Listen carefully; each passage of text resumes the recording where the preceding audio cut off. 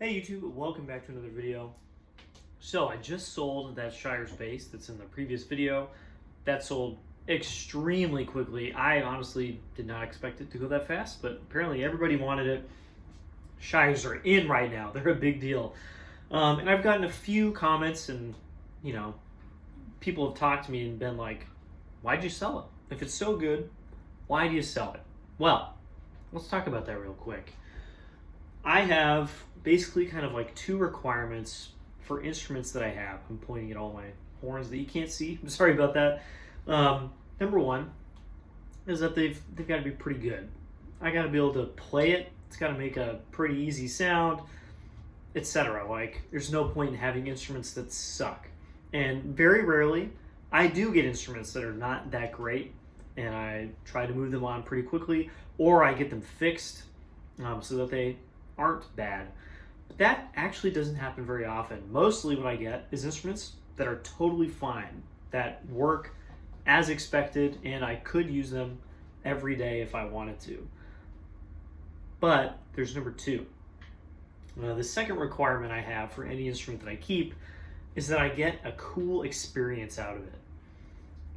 Now, this is probably a little different than most people. I think a lot of people just want an instrument that works, and they're like totally happy with that, and they can make the music they want, and they kind of forget the instrument is there.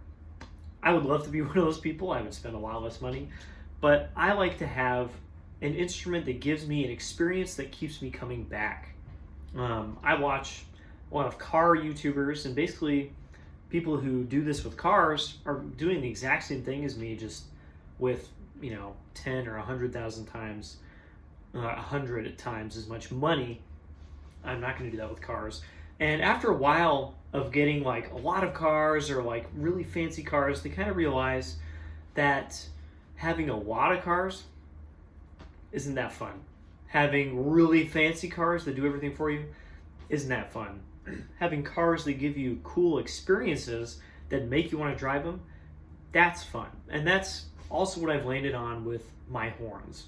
So that Shires that I just sold was very good. I'm not messing around. That was like a really, really good instrument. I just played it today a little bit before I packed it up and sent it off. And I was like, oh wow, this thing plays really, really well.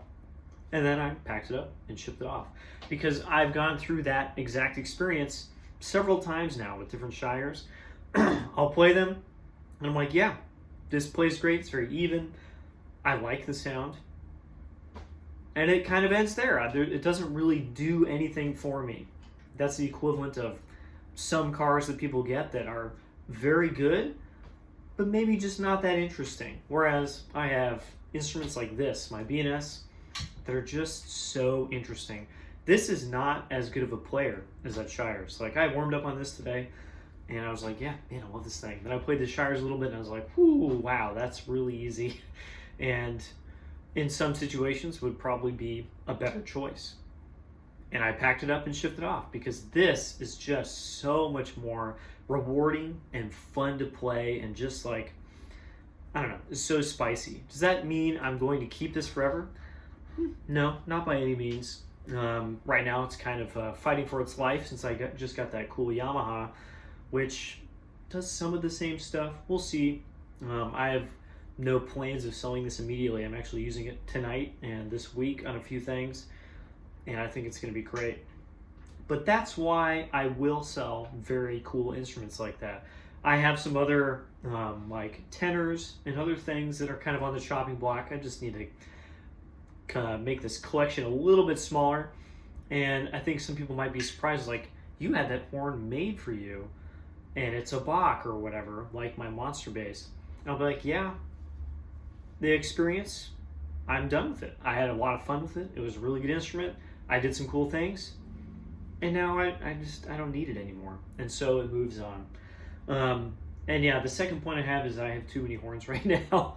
And I keep, coming home, and I'll have a day off and I want to practice. And so I'm like, ooh, I'm going to play a horn I haven't played in a while. And I'm like, oh no, there's like 7 that I haven't played in a long time. And I can only really play one at a time. And each week, that just keeps building up. So a few things are going to get sold. try and pare things down a little bit. I realized, I think maybe with the Shires being sold, I'm back down to like 22 trombones, which is too many. I don't need that many horns. And so to get those experiences, I actually want to use these things, not just have them. That's really important for me. I need to sell a few.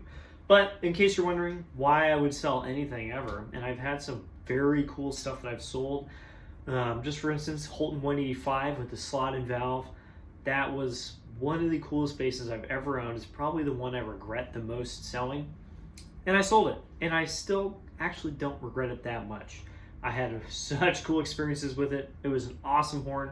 And now someone else is playing it. And I probably just wouldn't be playing it. And there's no reason for me to collect things and just have them sitting around like they are right now, when someone else could be having that experience. So that's why I do what I do. If you just want an instrument that works, again, I have nothing against you, and I honestly kind of wish I was like that so I could just have like 3 instruments and call it a day. But that's not who I am. And I want cool stuff that makes me want to play. And something like this is exactly that kind of instrument. And speaking of which, I'm going to keep practicing it. I'll see y'all in the next video. Bye-bye.